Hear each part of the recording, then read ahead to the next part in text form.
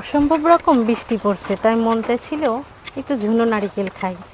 তাই তো বললাম, নারিকেল সুন্দর করে ছিলে দিচ্ছে ঝিকিমিকি করে। সে আবার খুব নিট অ্যান্ড ক্লিন, সব জিনিসই পরিষ্কার অনেক সুন্দর করে, আবার ঘুরিয়ে ঝিকিমিকি করে ঘুরিয়েও নিচ্ছে। নারিকেল ভিতরে একটা ফুলও হয়েছে। আমার শ্বশুরবাড়ির মানুষ সবাই বলে এটাকে হোপরা, কিন্তু আমি ফুলই বলি। আপনারা কে কী বলেন জানি না। এই জিনিসটা হলে নারিকেলের ভিতরে পানিটা একদম মজা লাগে না, পানসে পানসে লাগে, মিষ্টি লাগে না। সব জিনিস মানে সব মিষ্টিটা ফুলের ভিতরেই নাকি চলে যায়। এখন আবার সুন্দর করে ফাটিয়েও দিল। ও মা, এ কি, পানি তো সব জায়গার বাইরেই পড়ে গেল।